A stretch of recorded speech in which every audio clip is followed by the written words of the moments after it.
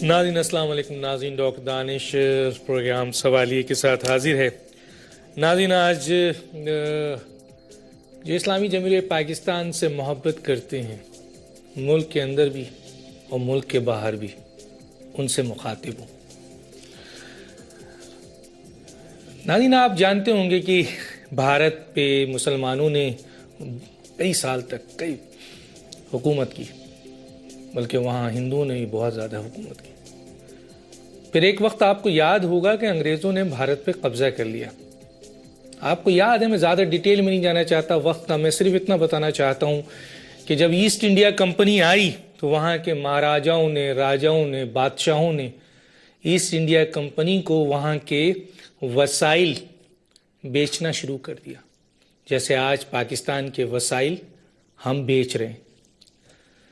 انہوں نے پھر ادارے بیچنے شروع کر دیے، جس طریقے سے ہم آج ادارے بیچ رہے ہیں. انہوں نے سرحدیں بیچی، جس طرح حقانی حسین حقانی صاحب نے یہاں ویزا دے کے سرحدیں بیچ دی. وہاں زمینوں کو شکارگاہ کے لیے، ان کے کام کے لیے، ان کے آفیسز کے لیے تحفتاً بھی دیے گئے. اور یہاں بھی ہم بیرونی طاقتوں کو زمینیں شکارگاہوں کے لیے ملینز ایکڑ دیتے ہیں. اس وقت بھی نہیں پتا تھا کہ ان زمینوں کے اندر، ان اداروں کے اندر، ان وسائل کے اندر چند پیسے کے ٹکڑے دے کر ان مہاراجاؤں اور راجاؤں کو ایسٹ انڈیا کمپنی کا کیا مقصد تھا.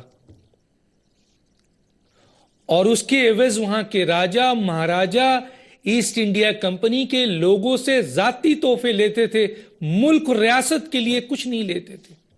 اور آج بھی ہمارے بادشاہ، میں بادشاہ کہوں گا کیونکہ ان کے پاس اتھارٹی ہے، یہاں کے وزیر کے پاس، وزیر اعظم کے پاس، میں سارے وزیر اعظم کی بات کر رہا ہوں کہ وہ جس چاہتے ہیں پاکستان کی زمین جس کو چاہتے ہیں دے دیتے ہیں، جس کو چاہتے ہیں ویزا دے دیتے ہیں، جس کو چاہتے ہیں حساس اور اہم ادارے دے دیتے ہیں، جس کو چاہتے ہیں ریکوڈیک، سینڈیک، تو بھی ہمارے بہت اہم اور قدرتی وسائل ہیں، بہت قیمتی وسائل ہیں، دے دیتے ہیں. کوئی پوچھنے والا نہیں. پھر اسی ایسٹ انڈیا کمپنی نے اسی مہاراجاؤں اور راجاؤں کے ساتھ جو کیا اور اس ہندوستان کے اوپر اس طریقے سے انہوں نے قبضہ کیا اور بھارت پہ اپنی تسلط قائم کر لیا. آج پھر پاکستان کو خطرہ ہو گیا ہے، پاکستان کی ریاست کو. آپ کو نہیں پتا کہ ان شکارگاہوں کے اندر کیا ہوتا ہے، ان زمینوں کے اندر کیا ہوتا ہے. آپ کو اختیار نہیں ہے وہاں جھانکنے کا. ایک نے شمسی ایئر بیس بنایا آپ سے پوچھے بغیر، وہاں اس نے پھر امریکہ کو دے دیا آپ سے پوچھے بغیر، پھر وہاں سے ڈرون ہوئے آپ سے پوچھے بغیر. تو پاکستان کے رسائل، وسائل، سرحدیں اور زمینیں، میں نہیں کہہ رہا آپ اس پر ریسرچ کریں کہ ہم نے ان بیرونی آقاؤں کو خوش کرنے کے لیے اور ذاتی تحفے لینے کے لیے اور پیسہ اور کک بیک لینے کے لیے سب کچھ حوالے کر دیا ہے، اور پھر بھی ہم وفادار ہیں. کس اتھارٹی کے تحت؟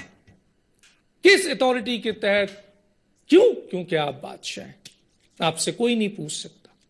آنے والا بھی دیتا ہے، جانے والا بھی دیتا ہے، اس لیے کوئی پوچھنے والا نہیں ہے.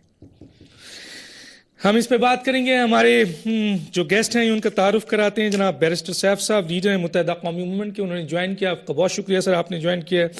محمد مہدی صاحب ہیں، لیڈر ہیں پی ایم ایل این کے، اسلام آباد سے ہیں. آپ کا بہت شکریہ سر، آپ نے جوائن کیا. ریحان خان صاحب لیڈر ہیں پاکستان عوامی تحریک کے، آپ کا بہت شکریہ سر، آپ نے جوائن کیا. میرا سب سے پہلا جو کوشچن ہوگا وہ ریحان خان صاحب سے ہیں، لیڈر پاکستانی عوامی تحریک.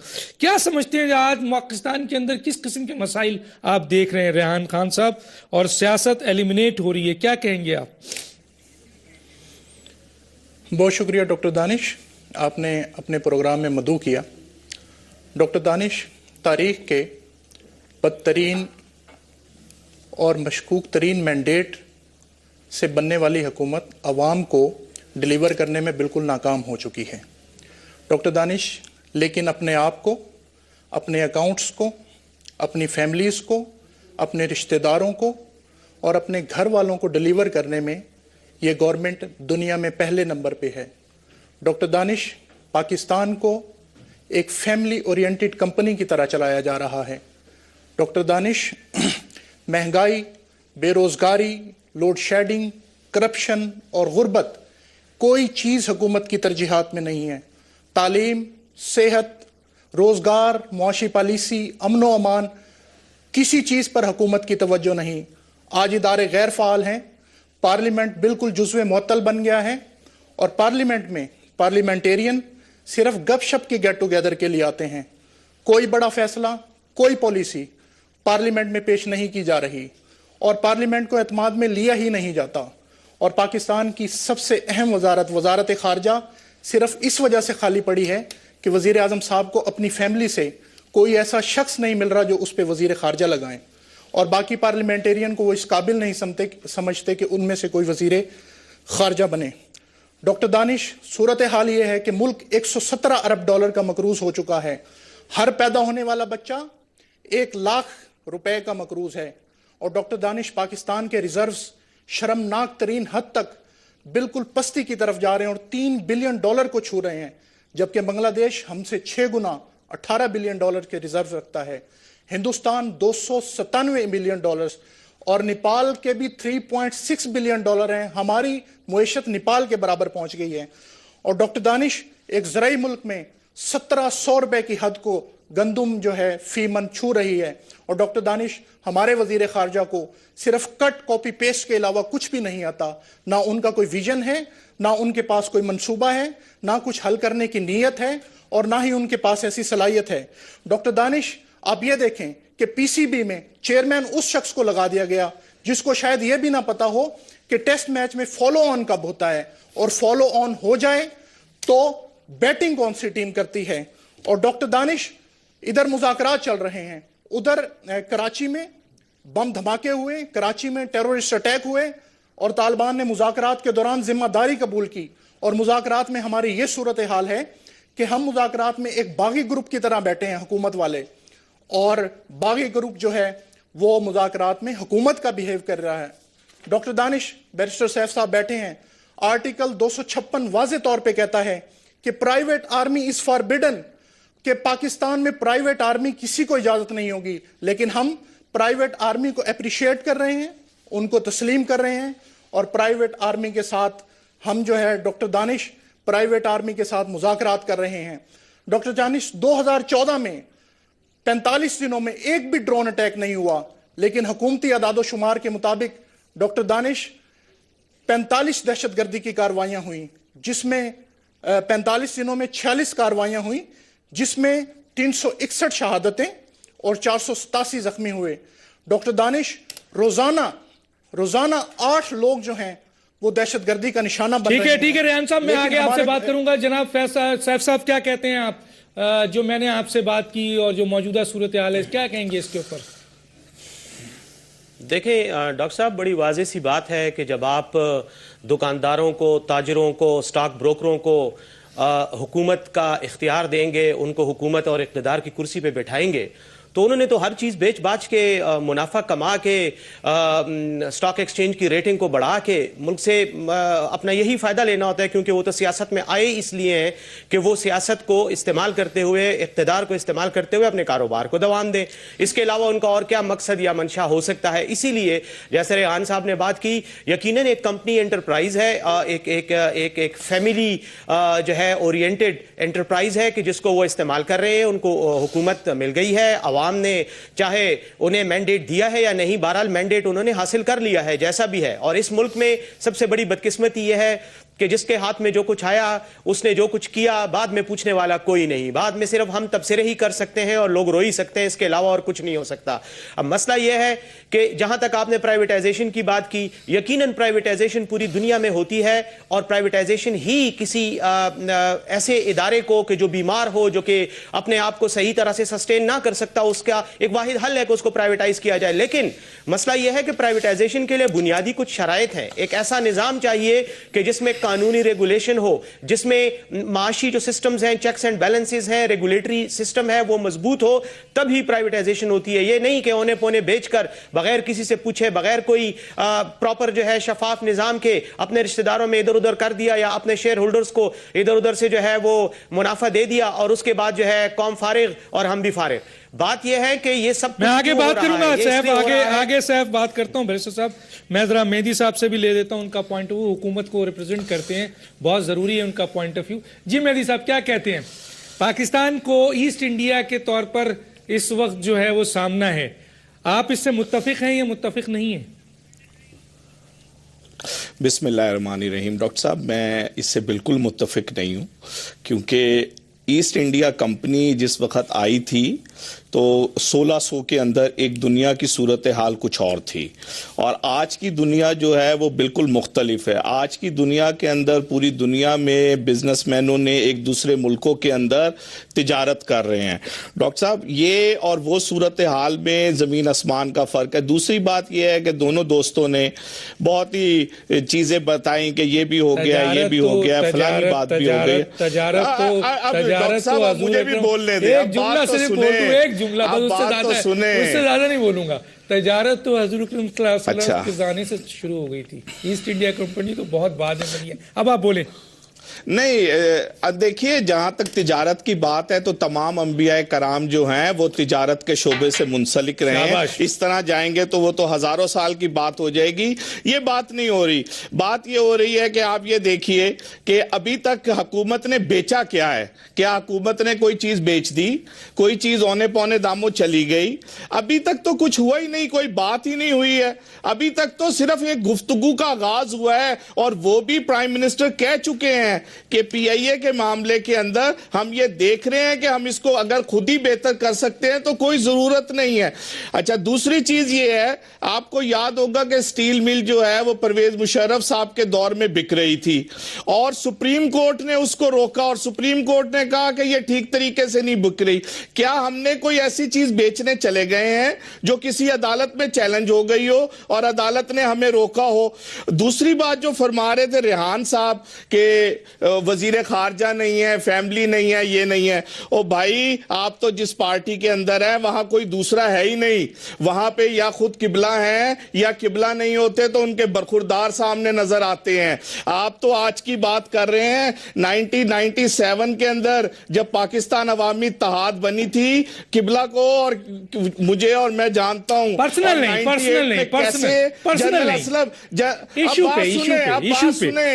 جنرل اسلم بیگ صاحب کے ساتھ وہ کیسے علیحدہ ہوئے, اور پھر 1 منٹ کے اندر وہ جی ڈی اے میں کیسے چلے گئے, وہ ساری کہانیاں جو ہے نا, میں پرسنل نہیں ہوں ڈاکٹر صاحب, پرسنل نہیں ہوں, ایشو پہ بات ہو رہی ہے. انہوں نے فرمایا کہ وزیر خارجہ نہیں مل رہا, پھر انہوں نے کہا کہ وزیر خارجہ کی کوئی, وزیر خارجہ کیوں نہیں ہے؟ پہلے دن سے وزیر خارجہ کام کر رہا ہے. سرتاج عزیز صاحب کیونکہ پارلیمنٹ کے ممبر نہیں ہیں اس لیے وزارت کا لفظ نہیں آ سکتا, تو وہ مشیر خارجہ کے طور پہ کام کر رہے ہیں. جس دن بھی سینٹ کی صورتحال ہوئی وہ پورے وہ باقاعدہ سینیٹر بن کر وزیر. اس میں کیا ڈیفرنس ہے مشیر خارجہ میں اور وزیر خارجہ میں؟ کیا وہ پاکستان کو ریپرزینٹ نہیں کر رہے؟ کیا وہ پاکستان کے معاملات کو آگے بڑھانے کی کوشش نہیں کر رہے؟ یہ جو فرما دیا گیا کہ وہ اپنی فیملی سے کسی کا انتظار کر رہے ہیں اور ان کی فیملی کا کوئی آدمی آئے گا اور وزیر خارجہ, دیکھیے یہ پرسنل پالیٹکس ختم کر دیں. اس طرح کی چیزوں سے کوئی فائدہ نہیں. بڑی جماعتوں نے اس چیزوں کو سمجھا ہے اور اب وہ پرسنل نہیں ہونے کی کوشش کرتے ہیں. میں مجھے بریک ہے, میری صاحب بریک کے لیے کہا ہے, بریک کے لیے کیو ایم کی ایک اپنی میری صاحب بریک کے لیے کہا جا رہا ہے. میں پھر آؤں گا, آپ کو پھر موقع دوں گا. اور میری صاحب نواز شریف صاحب کے سابقہ دور میں بڑی نچکاری ہوئی ہے, بہت سارے ادارے ہیں اس وقت میرے پاس ہیں. میں اس کو ڈسکس نہیں کرنا چاہ رہا, میں اس کو ڈسکس نہیں کرنا چاہ رہا اس لیے کہ وہ ادارے کتنے کامیاب ہیں. میں صرف پیپلز پارٹی, میری بات تو سن لیں آپ, میری بات تو سن لیں, میری بات سن لیں,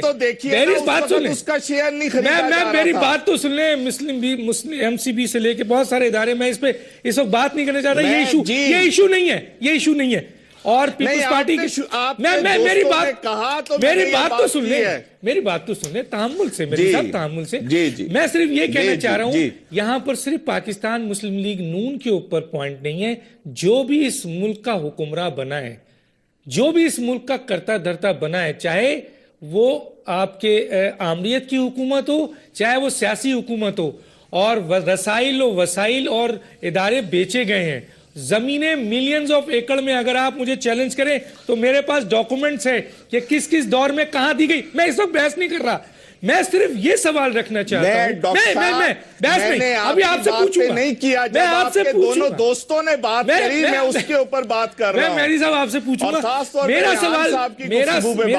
سوال یہ تھا، میں چاہتا ہوں کہ میرا سوال یہ تھا کہ اس ملک کے رسائل اور بات ہوئی ہے. مہدی صاحب پلیز، میں رسائل، وسائل، انسٹیٹیوشن، سرحدیں اور زمینیں اس ملک کی دے دی گئی ہیں اور اس کے پروفز اور ثبوت بھی موجود ہیں.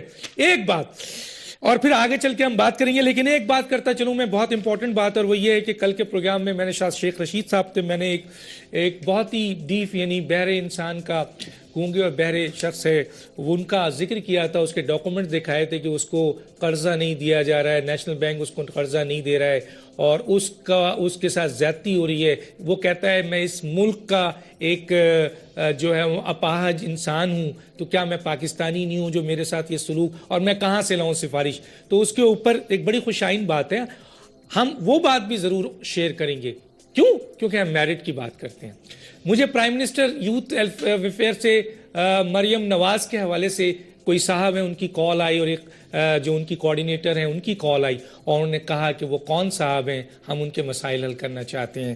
تو میں یہاں اپریشیٹ کروں گا، انہوں نے مانگا ہے وہ ڈاکومنٹ، ہم نے وہ کانٹیکٹ بھی دے دیا ہے، اور جن لوگوں کے ایسے مسائل ہیں انہوں نے وہ بھی مانگا ہے. تو یہ بڑی اچھی بات ہے کہ مریم نواز نے ایک پروگرام کو اس کے اندر یہ دیکھا کہ ان کی منسٹری کے نیچے یا ان کے ادارے کے نیچے اگر یہ غلط کام ہو رہا ہے اور لوگ نہیں کر رہے ہیں، تو انہوں نے نوٹس لیا اور اپنے آفس کو ایکشن لینے کو کہا، اور ان کے آفس نے ایکشن لیا. یہ بڑی اپریسیشن بات ہے. جو اچھی چیز ہے وہ کہی جائے گی، اور جو اچھی چیز نہیں ہے وہ بھی کہی جائے گی. ایک چھوٹا سا بریک، پھر واپس آتے ہیں.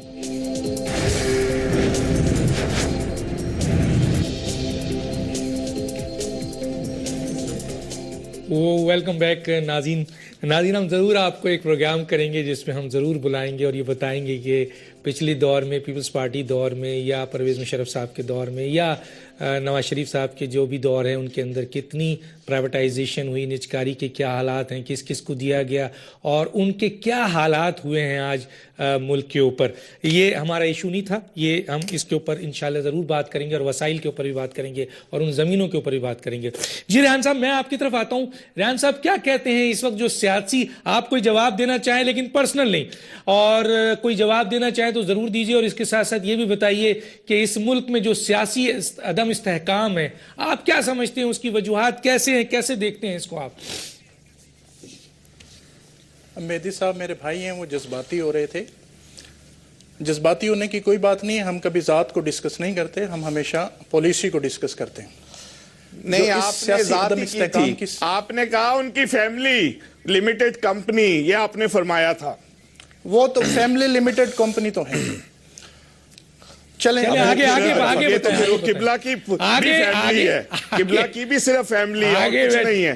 میں احترام کر رہا ہوں ان کا، کیونکہ میرا ان سے ذاتی تعلق ہے. آگے بتائیں نا. آگے مہدی صاحب کراس نہیں، میرے پروگرام میں کوشش کرتا ہوں کراس نہ. ریحان صاحب آپ بھی اپنا جواب دیجئے. صرف اس عدم استحکام کی سب سے بڑی وجہ یہاں کا کرپٹ پولیٹیکل اور الیکٹرل سسٹم ہے، جس میں صحیح قیادت آنے کے 0.0001% بھی چانسز نہیں ہیں. اس الیکٹرل سسٹم سے جو قیادت سامنے آ رہی ہے وہ نااہل ہے، خود غرض ہے، کرپٹ ہے، جن کے پاس نہ ویژن ہے، نہ کوئی منصوبہ ہے، نہ ملک کے لیے اخلاص ہے. اس وقت ملک کی سالمیت جو ہے وہ داؤ پہ لگی ہے، اور کسی کی اولاد سندھ میں ناچ گانے کے نام پر فیسٹیول کر رہی ہے، اور کسی کی اولاد پنجاب میں فیسٹیول کے نام پہ ناچ گانا کر رہی ہے. کوئی سنجیدہ قیادت نہیں ہے.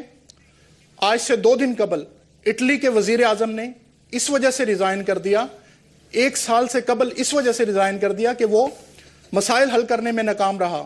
وہ غیرت مند لوگ ہیں, وہ یہ نہیں کہتے کہ پچھلوں نے سارا کچھ دیا, پچھلوں نے تباہی مچائی تھی, ہم ٹھیک نہیں کر سکے, ان سے مسائل حل نہیں ہوئے. غیرت مند قیادت ہے, انہوں نے ریزائن کر دیا. لیکن یہاں پہ اقتدار سے چمٹ جاتے ہیں لوگ. یہاں کے ڈاکٹر دانش, سب سے زیادہ سب سے بڑی وجہ یہ الیکٹرل سسٹم ہے جس میں کبھی ایک اچھی قیادت, ایک باصلاحیت قیادت, ایک بڑی قیادت کبھی آگے نہیں آ سکتی. یہ صرف دھن دھونس اور دھاندلی کی وجہ سے جو لوگ پارلیمنٹ میں پہنچتے ہیں, جنہیں کچھ پتہ نہیں ہوتا کہ قانون سازی کیا ہے, جنہیں کچھ پتہ نہیں ہوتا کہ ملک کو کیسے چلانا ہے, اس الیکٹرل اور پولیٹیکل سسٹم میں 1000 الیکشن بھی ہو جائیں. ڈاکٹر طاہر القادری نے کہا تھا اس الیکٹرل سسٹم کے تحت 1000 الیکشن بھی کر لیں, کبھی اوریجنل قیادت آگے نہیں آئے گی. جو لوگ سمجھتے ہیں کہ اس الیکٹرل سسٹم سے کوئی قیادت آگے آ جائے, وہ کبھی نہیں آئے گی. قیادت جو ہے وہ اس الیکٹرل سسٹم اور پولیٹیکل سسٹم کو جڑ سے اکھاڑنا ہوگا, اور یہاں پہ بہت بڑے پیمانے پہ تبدیلیاں آئیں, اصلاحات ہوں, اس کے بعد وہ قیادت آئے گی, وہ ملک کو چلا سکے گی. ڈاکٹر دانش, آج یہ دور ہے کہ مائیں جو ہیں وہ اپنے بچوں سمیت خودکشیاں کر رہی ہیں, اور ہمارے اداروں سے لاکھوں کروڑوں کی تعداد میں بے روزگار نوجوان ڈگریاں لے کے باہر نکل رہے ہیں. لیکن ان لیڈروں کی اولادیں جو ہیں جنہیں کچھ نہ پتا ہے نہ قیادت ہیں, ان لیڈروں کی اولادیں پاکستان کے پیسے پہ پروموٹ ہو رہی ہیں, اور ملک کے اثاثے اس طرح بیچے جا رہے ہیں جس طرح ایک نشہ کرنے والا شخص اپنے گھر کے برتن بیچنے پہ تلا ہوا ہوتا ہے. اس طرح ملک کے اثاثوں کو نجکاری پہ لگایا گیا ہے. اور جہاں تک مہدی صاحب بات کر رہے تھے, ان کے پچھلے دور حکومت میں 100 سے زیادہ ادارے جو ہیں وہ سیل آؤٹ کیے گئے. ڈاکٹر دانش, علاقائی تعصبات اس قدر بڑھ گئے ہیں کہ 3 صوبوں میں احساس محرومی اس قدر بڑھ گیا ہے کہ 3 صوبے یہ سمجھ رہے ہیں کہ وفاقی حکومت جو ہے وہ پنجاب کی حکومت ہے, اور وفاقی حکومت بھی یہ ایٹیچیوڈ کر رہی ہے جیسے کہ وہ پنجاب کی گورنمنٹ ہے.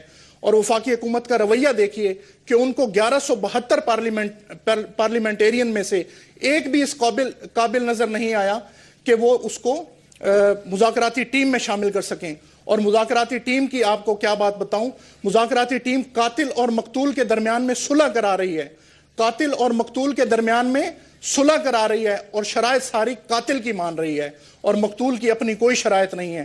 ڈاکٹر دانش, اس گورنمنٹ کا اور اس کا کوئی قبلہ نہیں ہے, نہ ان کے پاس کوئی ویژن ہے, نہ منصوبہ ہے, نہ یہ ملک کے ساتھ سنسیئر ہیں, نہ ملک کو یہ آگے لے کر چلنا چاہتے ہیں. یہ صرف اپنے اکاؤنٹس بچانا چاہتے ہیں. ان کے تمام کے اکاؤنٹس ملک سے باہر ہیں, اور یہاں کی عوام کے ساتھ جو ہے یہ ہمدردی کرتے ہیں, اور اپنے سارے اکاؤنٹس باہر ہیں. اگر یہ لیڈر آج اپنے سارے اکاؤنٹس باہر سے اندر لے آئیں اور ملک میں لے آئیں تو ملک کے ویسے سارے قرضے ختم ہو جائیں. ملک کے ساتھ سنسیریٹی کا یہ عالم ہے کہ یہاں سے پیسے لوٹ کر, یہاں کی عوام کو خون نچوڑ کر اپنے پیسے باہر بھیجے جا رہے ہیں, اور باہر کے اکاؤنٹوں کو بھر دیا ہے, سوئس بینکوں میں پیسے بھیج. ٹھیک ہے ریحان صاحب, میں آتا ہوں جناب بیرسٹر صاحب, کیا سمجھتے ہیں پاکستان میں سیاست ایلیمینیٹ ہو رہی ہے, اور سیاسی عدم استحکام, معاشی عدم استحکام, سماجی عدم استحکام, آئینی عدم استحکام, ہر قسم کا استحکام ہو گیا ہے. حکومت نام کی کوئی چیز نہیں ہے. کیا کیا جائے, کیسے کام ہوگا, کیا کہتے ہیں آپ؟ پاکستان میں آج جو حالات ہیں جن کا آپ نے اپنے ابتدائی کلمات میں موازنہ کیا ایسٹ انڈیا کمپنی کے دور کے ساتھ, تو اس کے بارے میں میں یہ کہوں گا کہ اگر آپ حضرت شاہ ولی اللہ کی تصانیف کا مطالعہ کریں, جو کہ ایسٹ انڈیا کمپنی کے آمد کے دور میں ہندوستان میں تھے, اور تمام حالات کا جائزہ لیتے ہوئے انہوں نے بعض ایسی باتیں لکھی ہیں اپنی تصانیف میں جو آج کے حالات میں پاکستان میں بہت فٹ بیٹھتی ہیں. انہوں نے یہی کہا تھا کہ جب کوئی نظام مفلوج ہو جاتا ہے اور گرنے لگتا ہے تو اس میں اسی طرح کے ایگزیکٹلی یہی مسائل پیدا ہوتے ہیں جو آج ہمارے ملک میں ہیں. استحصالی گروہ پیدا ہوتے ہیں, اور استحصالی گروہ اقتدار پہ قابض ہو جاتے ہیں, اور اس کے بعد ان کا آپس میں گٹھ جوڑ بھی ہو جاتا ہے. اب آج آپ دیکھ لیں, پیپلز پارٹی اور موجودہ حکومت آپس میں بھائی بھائی بن گئے ہیں, ایک دوسرے کو باریاں دے رہے ہیں, کیونکہ ایک نے جو کچھ کرنا تھا 5 سال میں اب دوسرے کا موقع ہے. کہیں اچھا اور پھر ہوتا کیا ہے ڈاکٹر صاحب کہ سمپٹومیٹک ٹریٹمنٹ ہوتی ہے. آپ خود ڈاکٹر ہیں, آپ کو پتا ہے کہ مرض کا علاج جو ہے وہ سمپٹومیٹک ٹریٹمنٹ سے نہیں ہوتا. یہاں پہ سمپٹومیٹک قسم کے سٹیپس لیے جاتے ہیں. مثال کے طور پہ لوگوں کا مورائل بوسٹ کرنے کے لیے ایک صاحب جو ہیں وہ وہاں پہ کلچرل شو کرنے پہنچ گئے ہیں مونجو داڑو میں. دوسرے نے جو ہے وہ کل ایک جھنڈا جو ہے پاکستان کا بنا دیا ہے بچوں کو اسکول کے بارش میں کھڑا کر کے. طالبان کے ساتھ جو گفتگو ہو رہی ہے نہ اس کی کوئی بنیاد ہے, نہ اس کی کوئی لاجک ہے, نہ اس کا کوئی فیوچر ہے, کیونکہ ایگزیکٹلی جیسے بات کی گئی کہ آئین کی خلاف ورزی, آئین اور ریاست کو نہ ماننے والوں کے ساتھ بیٹھ کے بات کی جا رہی ہے. میں یہ سمجھتا ہوں کہ چلیں ایک اتمام حجت کے لیے بات چیت ضروری ہے, ہو جانا چاہیے, لیکن اس کا اینڈ ریزلٹ آپ کو بھی پتا ہے, مجھے بھی پتا ہے, اور بات چیت کرنے والوں کو بھی پتا ہے. دوسری بات یہ ہے کہ کراچی میں کیا ہو رہا ہے, صرف ایک گروپ کو ٹارگٹ کر کے دونوں مل کر نشانہ بنا رہے ہیں. ایم کیو ایم کے لوگوں کو مارا جا رہا ہے, ان کا جو ہے ریاستی جبر کا نشانہ ان کو بنایا جا رہا ہے. دوسری طرف تیسری طرح بلکہ معیشت کو دیکھ لیں, معیشت کا جس طرح کا علاج کیا جا رہا ہے, بجائے اس کے کہ لانگ ٹرم طریقے سے علاج کیا جائے, جو کچھ ہو رہا ہے وہ وہی بات کہ جیسے ریحان صاحب نے کہا کہ کوئی نشئی جو ہے وہ گھر کی چیزیں بیچ رہا ہے, ہم اپنے ملک کے اثاثے بیچ رہے ہیں, اور مجھے یقین ہے کہ ان اثاثوں کی فروخت کا کوئی فائدہ نہ ان اداروں کو ہوگا جن کو بیچا جا رہا ہے, اور نہ ہی اس ملک کی معیشت کو ہوگا. تو اس لیے یہ ایک ناکام نظام ہے, اور اس ناکام نظام کے دائی اور ڈرائیونگ سیٹ پر جو لوگ بیٹھے ہوئے ہیں اس وقت تمام کا تمام جو اس کی جو ذمہ داری ہے وہ انہی لوگوں پہ عائد ہوتی ہے. عوام اس میں ایک پسا ہوا طبقہ ہے, پہلے بھی مظلوم تھے, آج بھی مظلوم ہیں, پہلے بھی محکوم تھے, آج بھی محکوم ہیں. یہی طبقے پہلے بھی حاکم اور ظالم تھے, آج بھی یہ حاکم اور ظالم ہے. ٹھیک ہے, میں اس وقت بات کروں گا جناب مہدی صاحب سے. مہدی صاحب, میں اس وقت جو بات ہو رہی ہے وہ صرف مسلم لیگ نون کی نہیں ہو رہی ہے, لیکن بہرحال آپ حکومت کا حصہ ہیں, پہلے بھی رہے ہیں. اس وقت بات یہ ہو رہی ہے کہ کیا آپ اگر ایک پاکستانی ہیں اور ایک پاکستانی کی حیثیت سے جس بھی حکومت نے پاکستان کے وسائل کو رسائل کو, اب سینڈک ایکٹ وہ تو آپ نے نہیں سیل کیا نا, وہ تو کسی اور گورنمنٹ نے کیا, ٹھیک ہے جی. ریکوڈیک آپ کرنے جا رہے ہیں جو ہو رہا ہے جس طریقے سے, دوسرے وسائل اور رسائل آپ نے بھی سیل کیے ہیں, پیپلز پارٹی کے دور میں بھی ہوئے ہیں, تھر کا منصوبہ ہے, جو کچھ ہوا ہے وہ آپ کی نظر میں بھی ہے. یہ جو زمینیں دی جاتی ہیں بادشاہوں کو, مختلف گلف کے کنگڈم اینڈ شیکڈم کو, یہ ملینز آف ایکڑ ہیں. کیا آپ نہیں مانیں گے کہ ان میں سے ایک زمین تھی جس میں ایئر بیس بنایا گیا اور اس ایئر بیس سے ڈرون ہوا اور امریکہ کو دیا گیا, وہ پاکستانی حکومت سے نہیں وہ کیا گیا.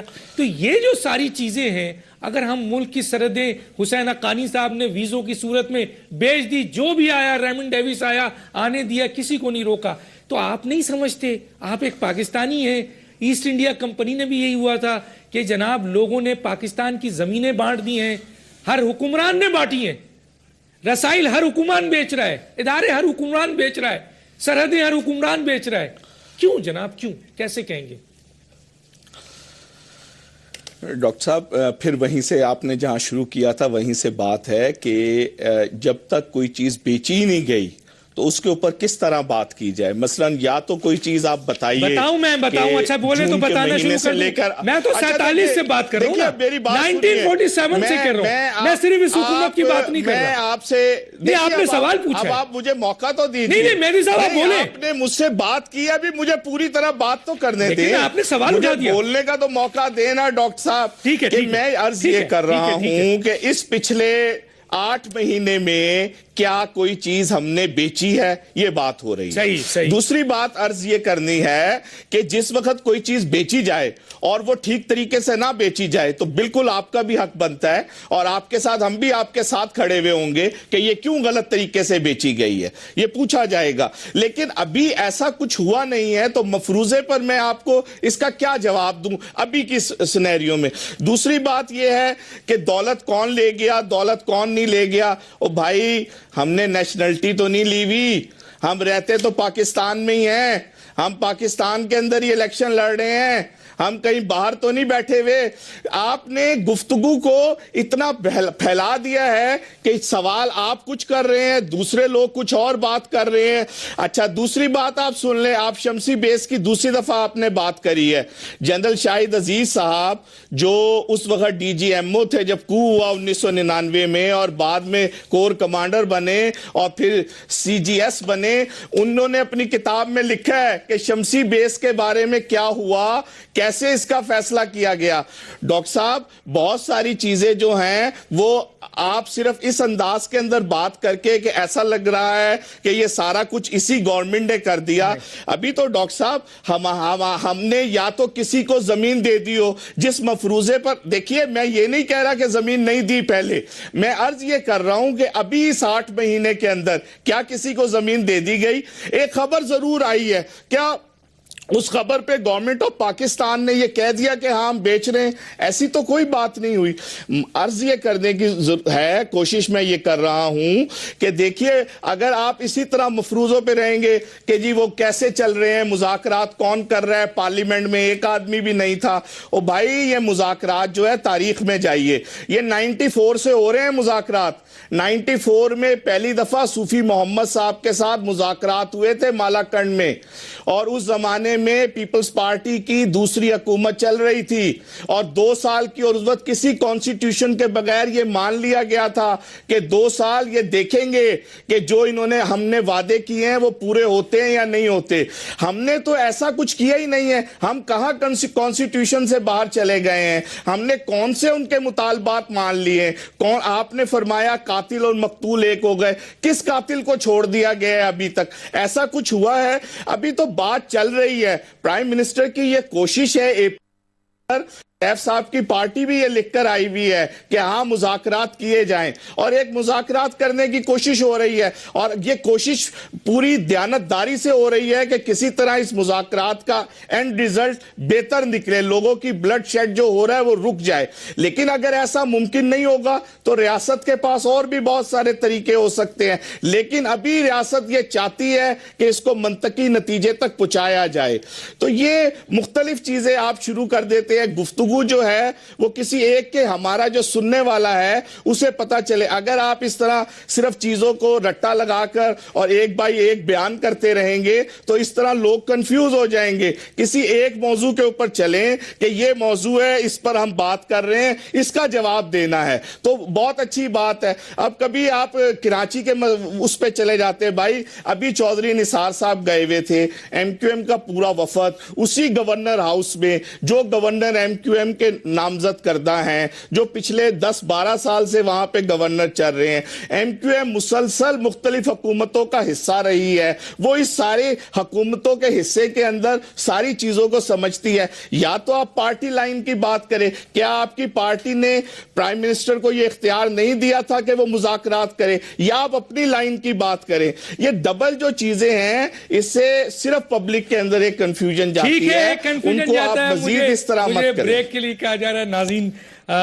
ناظرین ہم جو بات کر رہے ہیں وہ یہاں پاکستان کے اندر, کیونکہ پاکستان کے اندر جب بات کریں گے سیاسی عدم استحکام کی بات کریں گے, جب پاکستان کے حالات کی بات کریں گے, پاکستان کے مستقبل اور ریاست کی بات کریں گے, یہاں کے اداروں کی بات کریں گے, تو ساری باتیں نکلتی ہیں. اور اس میں یقیناً جو بھی اس ملک سے محبت کرتا ہے وہ اپنا اپنا پوائنٹ آف ویو دے گا. اب یہ پوائنٹ آف ویو کا فیصلہ کرنا تو آپ ہی لوگوں کا کام ہے نا, کہ کون کیا کہہ رہا ہے اور صحیح کہہ رہا ہے. لیکن جب آپ ہمیں انگلی دکھائیں گے تو پھر ہم یہ سارے پیپرز دکھائیں گے اور بہت کچھ دکھائیں گے. لیکن ہم تو یہاں پہ بیٹھے ہوئے ہیں عوام کے سوالات لے کر, اور ہم عوام کے سوالات کو آپ کے سامنے رکھیں گے. لیکن جب آپ ہمیں کہیں گے کہ آپ بتائیں تو پھر پورا پروگرام اس پہ ہو جائے گا. میں رات بتاؤں گا رات ہو جائے گی, میں دن بتاؤں گا دن ہو جائے گی, مہینوں چلتے رہیں گے. 1947 سے لے کر اس ملک کو تباہ کرنے والوں کے چہرے اور ان کی نظریں, ان کے کام ختم نہیں ہوں گے. ایک چھوٹا سا بریک, پھر واپس آتے ہیں.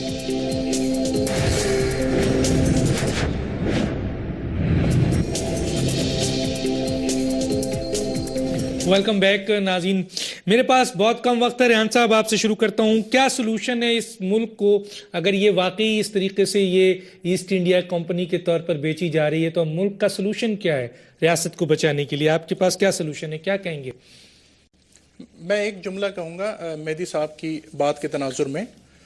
پچھلے نواز ادوار میں, نواز گورنمنٹ کے پچھلے 2 ادوار ہیں, ان میں 100 سے زیادہ ادارے بیچے گئے ہیں. میں میڈیا پہ آن دا ریکارڈ کہہ رہا ہوں, ان کو چیلنج کر رہا ہوں, یہ جا کے اپنے نالج کو درست کریں. دوسرا, میں آپ سے زیادہ نالج رکھتا ہوں, آپ کی ضرورت نہیں ہے مجھے نالج درست کرنے کی. کراس نہیں, آپ اپنی بات ختم کریں, آپ کے وقت میں جواب دے دیجئے گا مہدی صاحب, آپ کے وقت میں. جی بولیں, جلدی بولیں. چلیں ٹھیک ہے. اس کا حل یہ ہے کہ اس پولیٹیکل اور الیکٹرل سسٹم کو جڑ سے اکھاڑنا ہوگا. عوام کب تک 200 فیملیوں کے حق حکمرانی کو تسلیم کریں گے؟ یہ جو جمہوریت کی رٹ لگاتے ہیں, اس جمہوریت نے کیا دیا ہے؟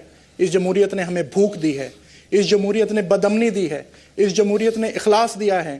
عوام کے بچے ہمیشہ غلام پیدا ہو رہے ہیں اور حکمرانوں کے بچے حکمران پیدا ہو رہے ہیں. یہ الیکٹرل سسٹم صرف 200-300 خاندانوں کے لیے بنا ہے. اگر قوم چاہتی ہے کہ عوام یہاں پہ حکومت کرے تو ڈاکٹر طاہر القادری کے 1000 نمازیوں میں شامل ہوں. انشاءاللہ ہم 1 کروڑ لوگوں کو انشاءاللہ ہم لے کر نکلیں گے اور یہ نظام تبدیل ہوگا.